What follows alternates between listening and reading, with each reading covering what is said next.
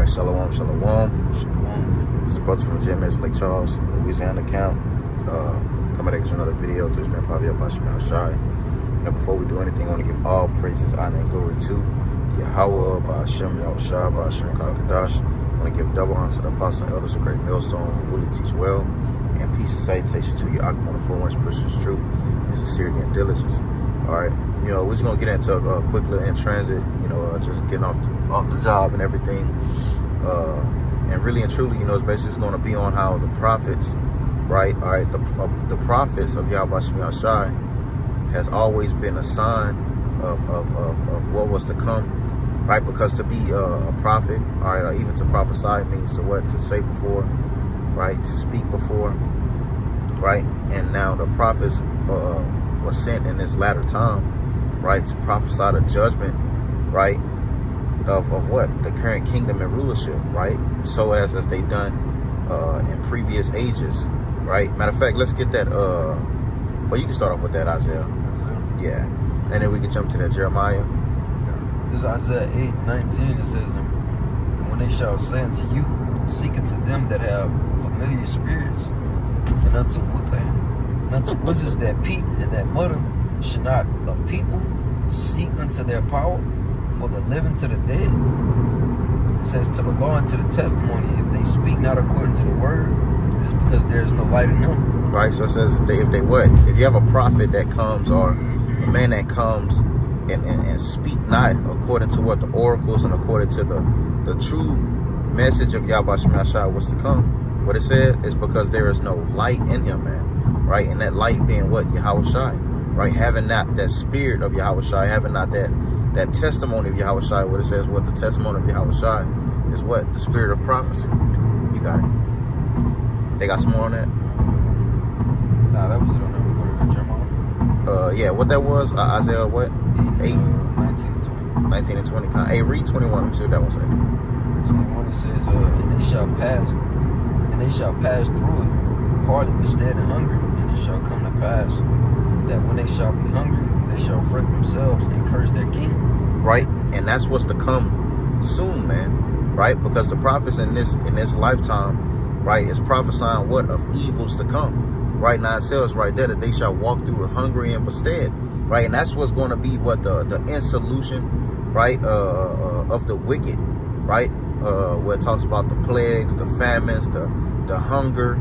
Right, all of those things are going to grab hold of the wicked in this today's society, where you got many false prophets and many men that tell their congregations and basically profane and say, profess to say that what? There will be no Jacob's trouble, there will be no famine, there will be. Let's get that Jeremiah 14. You can finish that.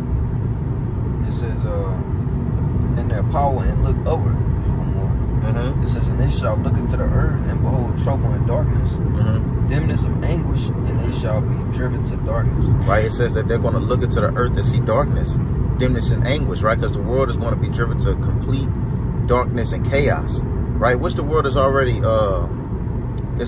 the darker state, right? Because the scriptures say that wickedness has exceedingly polluted the earth, right? By what? By who's in rulership, right? The things that's been pushed off. Every day you wake up, and every day we're in this society, it's just it waxes greater in its darkness and wickedness, man. Right? It's nothing but wickedness that we see. That's why that's why the scriptures talk about. It says what? That righteous man. It say he's vexed day to day, man. Right? You got it. You say Jeremiah 14? Yeah. Which one of 14? 15.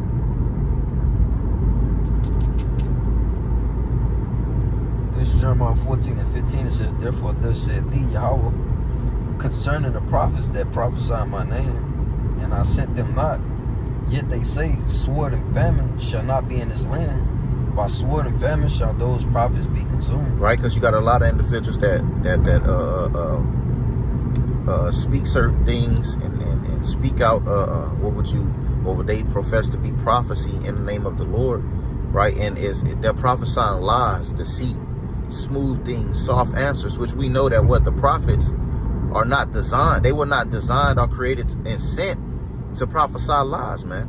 right? In the name of Yahweh Shem Yahshai, the true prophets, the true men of Yahweh Shem Yahshai, those that are after the heart of the Lord, right? Because what the scriptures say, what? Cry aloud, spare not, lift up thy voice like a trumpet, and shew my people their transgressions, right? So according to the prophecies and what's being spoken, right? If it doesn't line up with what is written, you know what that man was sent to be a lion spirit. I'm gonna use that, right? Because you had what that is in Kings. You got that? Con, go ahead. 22. Con, you got it. You can run it. This is 1 Kings 22. Let's see. Can I get the initial point? All right. Yeah. The initial point I had was from earlier, because you mentioned how, you know, when the prophets came around and when they were on the scene, it was always to prophesy lamentation, mourning, and woe. You know, and to let, you know, the people know what was to come, man. You know, so this is 1 Kings 22 and verse 8. It says, and the king of Israel said unto Jehoshaphat, there is yet one man, Micah, the son of Amlah, by whom we may inquire the Lord. Yeah, because if I'm not mistaken, in that same account, I think it was like 400. I think it was like 400 of the prophets. I believe it was 400. Don't quote me on it, but it was like a multitude of the prophets basically prophesied smooth things, man. You got it. This is, but matter of fact, and it's going to show the difference between a false prophet and a prophet actually of the Lord, because like the brother said, that they prophesied unto him smooth things, you know, something that was pleasing unto him, you know, to convince him to go into Ramoth Gilead, you know, for the battle. Yeah. Okay, so continuing on, it says, by whom we may inquire of the Lord, okay, to let you know he was going to get a righteous and accurate judgment on the situation. Hey, that's because he knew that all of the prophets were lying to him, man. Right. He knew he couldn't depend on them, because I believe after he got his judgment, after he got his prophecy, I'm gonna use that word, after he got his prophecy of what was going to happen, I believe he didn't even get the full prophecy yet.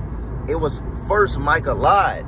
He basically lied to him at first, and he knew he was lying, man. Right? You got it.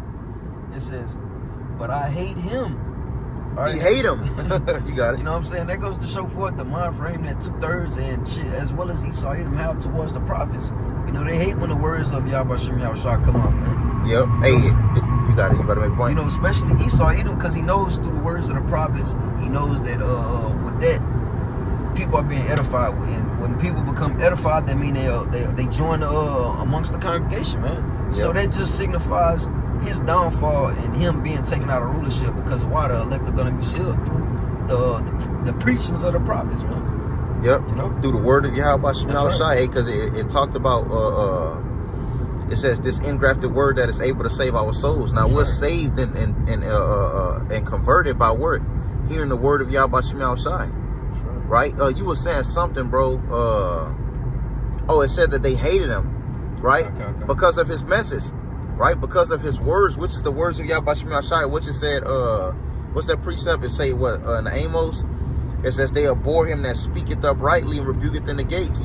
Right, because of what? Real wisdom, real truth. Because what? He's going to tell the truth. It's another one where it says that what the people desire lies. Right, the people are infatuated with lies, man. Right, it says that what prophesy unto us smooth things. Right, not the truth, man, because that's what the world wants to hear.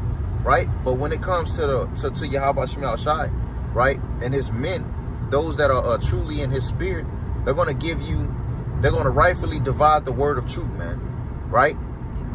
Hey, what it was, damn, I forgot what I was finna tell you. What I was finna say, Salakia. I forgot. You got it. Go ahead. Okay. Continuing on in that 1 Kings 22.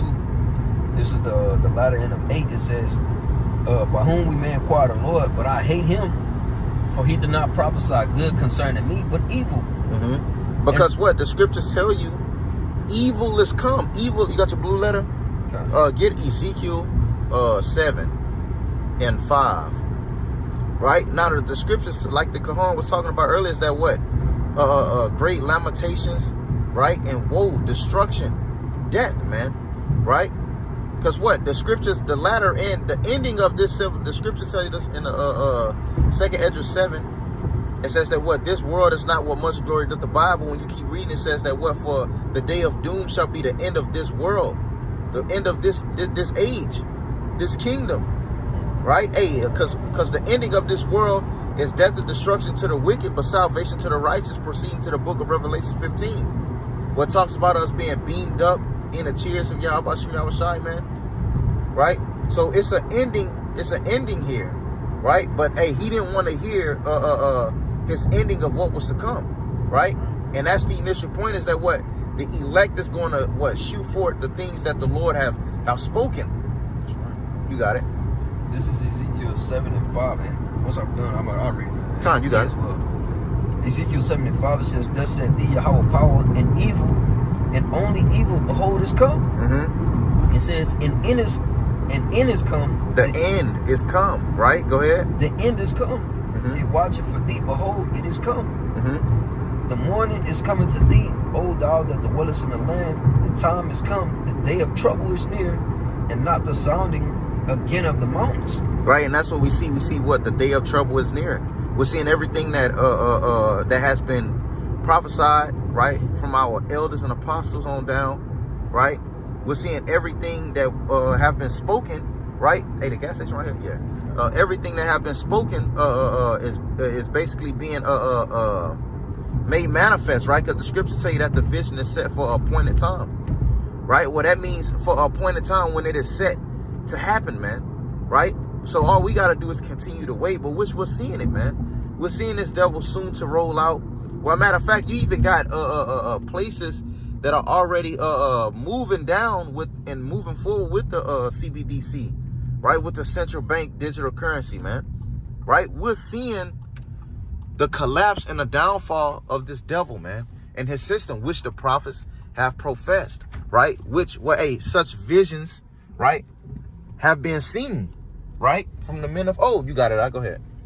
Verse 8 in Ezekiel, it says, "Now will I pour out my fury upon thee, and accomplish mine anger upon thee, and I will judge thee according to thy ways, and will recompense thee for all thine abominations." Mm-hmm. It says, "And my eyes shall not spare, neither will I have pity. I will recompense thee according to thy ways and thine abominations that are in the midst of thee. Yep. Ye shall know that I am thee, Yahweh that smiteth." Right. So it says the world is going to know that it is Yahweh Shem Yahushai, man. It's another one that say, what that is. Matter of fact, let's get it. Let's get that that 2nd Ezra 15 and 1. Let's get that one. This is 2nd Ezra 15 and 1. Because the Lord said it's another one in Isaiah where it says, "I have long holding my peace.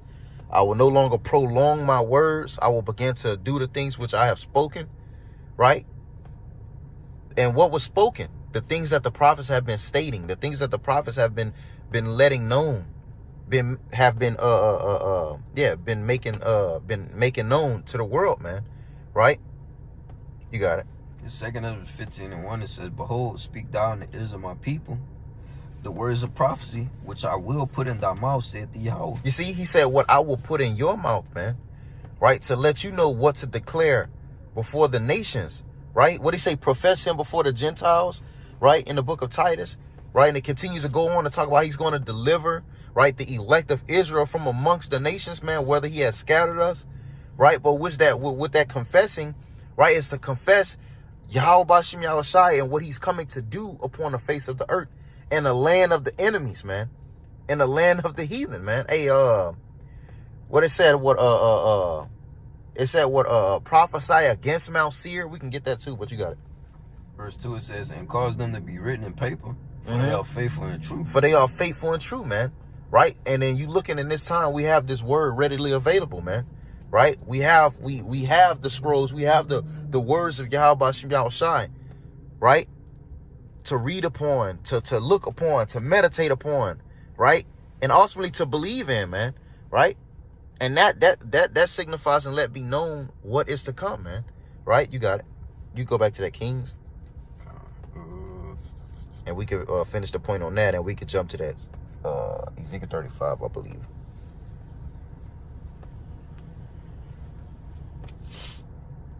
I think I finished.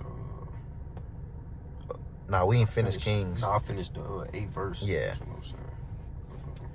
They wanted me to get down straight to the point with what? get to the point when he was like, he told him, the lion spirits are. It's before that where he told Micah to not lie to him. A Jerdy, let me see. That was going to call Micah, cause he told Micah to speak good of him.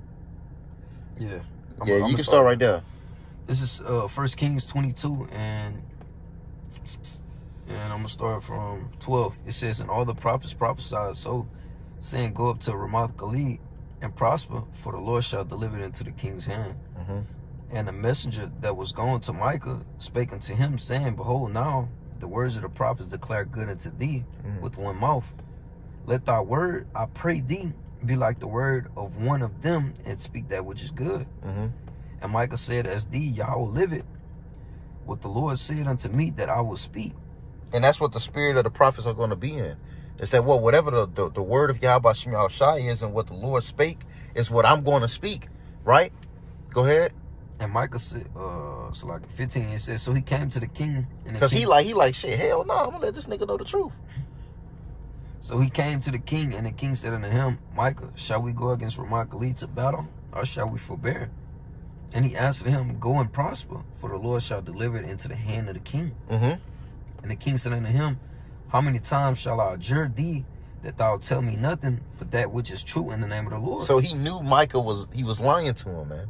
Right? And then you got to know, even in that time, to prophesy evil before a king, it came with a punishment. Right? Because I believe they tried to throw him in prison after he told him the truth. You got it, though. It says, 17, and he said, I saw Israel scattered upon the hills, as sheep that have not a shepherd. And the Lord said, these have no master. Let them return every man to his house in peace. And the king of Israel said unto Jehoshaphat. So he let him know this was going to happen. Right? Go ahead.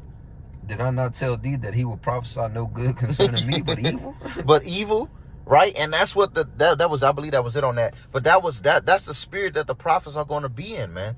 It's right to prophesy what evil concerning this great king and this in this society, man. Right? To let him know that what his horsemen, his vehicles, his weaponry, his pride is only going to deliver him to his death and destruction, man. Right? Hey, you mentioned something. You was like, this devil's going to do what he can do to try and stop those from returning to Yahweh Shem Yahushai, stop this word from coming out. Earlier I was going to do a video on this. It's a video I seen where Edomite was basically breaking down the chemtrails, and he was basically saying how the chemtrails block the awakening, right? So it's basically this devil is getting desperate, hoping and pushing out poison within the earth to block the brains, right? Because the shit that he do, right, and the things that he pushes off is harmful to the human body, man, right? But ultimately, it's nothing that this devil can do nor prescribe to happen, right? Because the scripture say we was going to eat poison and live, right? But it's nothing that this devil can do. He can tamper with the food. He can tamper with the oxygen and the things that we breathe, but it's nothing that he can do to upset prophecy or stop what Yahweh Shem Yahushai has coming for him, man. And we can end it off with that Ezekiel 35. If you wanted to add, if you had some precepts, you can get them. Say 35. Man. Yeah, 1. This is Ezekiel. Ezekiel 35:1. It says, moreover, the word of the Lord came unto me, saying, Son of man, set thy face against Mount Seir and prophesy against it. So to prophesy against Esau, man, right? Just like we just read in the account with Micah, prophesy against them. Let them know exactly what's coming. What the scripture said, only an evil is come. The scripture say that the plagues are sent and they slack not a moment. Hey, what that is? The second Esdras, man. Right? It say, who shall turn away a hungry lion in the wood? Or who shall quench a fire after it is sent? No one can stop and upset the prophecies of Yahweh Shem Yahushai, man. Right? Especially in this devil, he can try and push his date backs, change his dates of his collapse of his dollar. He can try to do everything he want to do to save his world, which we know he will. The scripture say that this devil will come down having great wrath, knowing he have a short time. Right? But it's nothing that he can do to stop prophecy. Prophecy is that he's going to fall, just like all of the rest of the kingdoms, man. All of the kingdoms prior to this one, they fell, man. You got it. That's right. And they also had like a set time to fall as well. You know, so likewise with Esau, he has a set time, you know, for his demise, man. You know, it says that the Lord appointed him bounds that he cannot pass. There's also the other one in it's like in the earlier chapters in Job. You know, it speaks about basically it being like a hireling. You know what I'm saying? So, you know, and we heard that on the video earlier. You know what I'm saying? It's like when somebody gets hired, it's only a seasonal job, man. You know, it's for a certain time frame, man. You know, so Esau, Edom, his rulership was for a certain time frame. Yep. Hey, you can get 2nd Esdras 5 real quick, Bubba Show. I believe it's 42. I believe it's 2nd Esdras 5 and 42. I believe the Lord judged me like a ring. Yeah, that's what it is. Go ahead. The 2nd Esdras 5 and 42, it says, and he said unto me, I will liken my judgment. I was looking for this for a while. I will liken my judgment unto a ring, like as there is no slackness of the last, even so there is no swiftness of the first. You see, he says no slackness of the last, no swiftness of the first. That means the prophecies is going to come in this time. There's nothing you can do to upset the it's going to come, man. Right? You got it. It says 43, it says, so I answered and said, couldest thou not make those that have been made and be now, and that are for to come at once, that thou mightest shew thy judgment the sooner? Hey, and it's another one that say that no man shall be able to say, where is this? What is that? Or when is this? Just roughly paraphrasing, right? Because what? The Lord's prophecy is going to stand. The counsel of Yahweh Shem Shai is going to stand, man. Right? And it will be done. That's why it tells in the book of Habakkuk, it says, though it tarry, wait for it will surely come. And it's another one that says that what? We have a sure word of prophecy, man. Right? It's the words of Yahweh Shem Shai.